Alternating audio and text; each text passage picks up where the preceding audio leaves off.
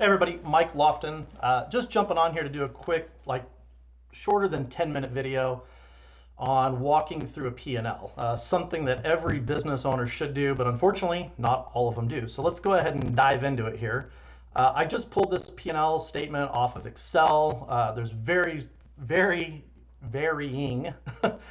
places you can get them from. I prefer to use QuickBooks. QuickBooks is one of the easier ones. I love the way that it integrates, but in any event, if you're not using anything, you can just pull something like this right off and get going. So I didn't fill everything out. I just filled out the highlights, the things that you should really be paying attention to. But as a business owner, you should track every single dime that's coming in your business and every dime that's going out. So let's go ahead and get started. So under sales revenue, I plugged in $500,000. As we move down and we go to cost of sales or cost of goods sold, this is how much you bought the product that you sold. So you sold $500,000 worth of product and it cost you $325,000 to buy it. So that's essentially 65% of your total sales is what that percentage is. But really what you want to pay attention to is the gross margin. So if we look at the gross margin on that, it's 35%. It's a pretty healthy number. Most business operators are somewhere between 25 and 30%, but again, it really varies on your type of business. I'm using just a general structure here. So 35% gross margin, which leaves you $175,000 in gross profit. This is where people get things mixed up on what their actual profit is, what gross margin is. Hopefully this helps clarify a little bit. Gross profit, 175 grand. That's how much money you have to pay your bills. Just like you do at home, in your personal life, your income is X amount and your bills is X amount. You have to manage your expenses at home just like you need to do in your business. So we're starting off with $175,000 to pay our bills. So as we cruise through, I plugged in $35,000 in advertising. If you're doing $500,000 in sales, it's probably pretty close to your advertising budget. 7%. A lot of people are higher than that, but it's a pretty safe number to roll with. Moving on.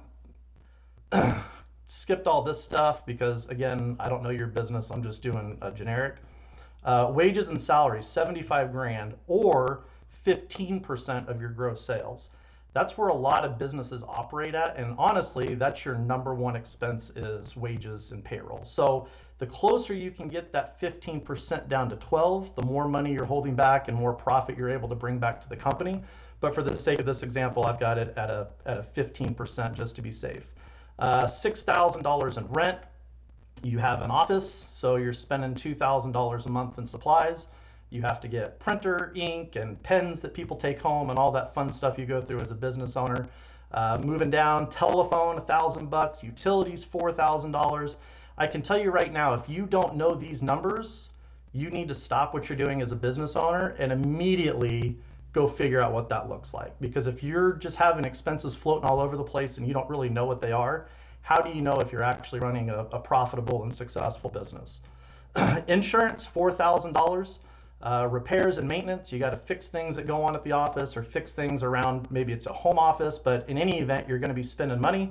So total general and administrative expenses, $92,000. So right off that number that we took up top here of 175,000, we've already spent $127,000 of that. So it goes very quickly. And as a business owner, you know how fast that goes. And all these blanks that I left in here, that's where the money gets missed. That's where people aren't paying attention to what's going on. Maybe you buy lunch for your staff every week, but you don't realize that that's adding up to $2,000-$3,000 a month. I mean, there's just a ton of things that end up bleeding through that people don't pay attention to. As we move down here, you've got payroll taxes. That number is going to vary depending on what state you're in and how you're structured. But here in Nevada, you can typically expect to spend anywhere from 12.5% to 15% of your total payroll cost, which is the number we have up here, wages and salaries.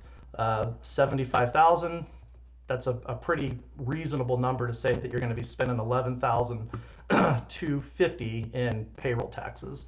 Now keep in mind that's your portion of the total FICA, which includes Medicare, Medicaid, Social Security, as well as the withholding that you're doing from your employees for their portion of those taxes. So just keep in mind that those things are all rolled into this number, but as the business owner, you're the one that has to ultimately pay it all out, even though you're holding it from your employees.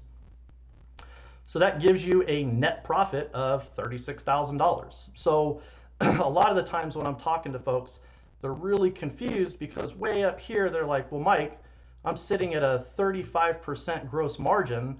How am I only left with $37,000 or $35,000 at the end of the month? It's because you've got some opportunity in how you're operating the business if you're not paying attention to it.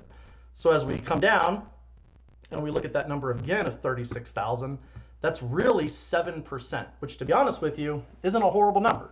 If you're operating your net profit anywhere from 7 to 9.5%, you're doing very well. But you may ask yourself as a business owner, well, that sounds great, but what should I be holding on to? How much money should I have in the bank? How much money should I be paying myself? That's a whole different tax conversation. But as far as how much money you should have in the bank, again, from a personal standpoint, you want to have 3 to 6 months of your expenses in your bank account and your personal account.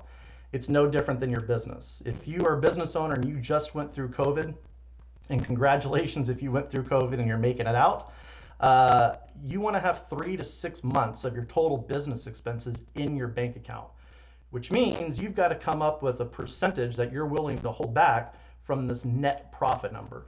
So if we did the math on it, if you're trying to hold back, I believe it's $320,000 is what the number would need to be based on this and your total expenses, and you withheld $20,000 of this $36,000 in profit, it would take you 19 months to get to that 3-month reserve for your own business.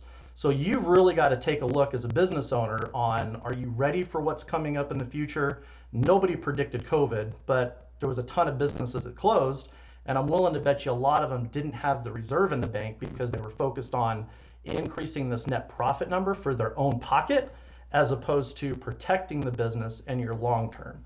So how do you increase this number right here? I can go through and talk about total expenses and all that fun stuff, but realistically, it comes down to these numbers here. Obviously, if you increase sales, you're going to have more profit. But where I see a lot of opportunity for people is down here in cost of sales or cost of goods sold. People think because one item may be selling well, and let's say that you sell 10 different items, but your best selling item has a low margin on it, you're gypping yourself or you're preventing your ability to have a higher margin item that you're selling because maybe something that's going on in the company and your staff isn't selling product or upselling customers or bundling customers to ultimately bring up that average ticket. Because if you bring up that average ticket, your cost of goods sold starts to drastically change.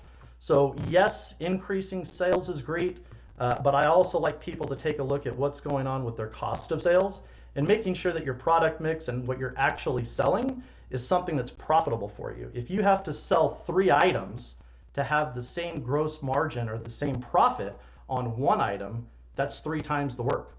So getting yourself to understand what you're selling, what the margin you're selling it at, can very quickly start to change these numbers, but more importantly, this return on sales and the gross margin starts to change for you, which means more money in your pocket and a quicker opportunity for you to get that 3-month reserve.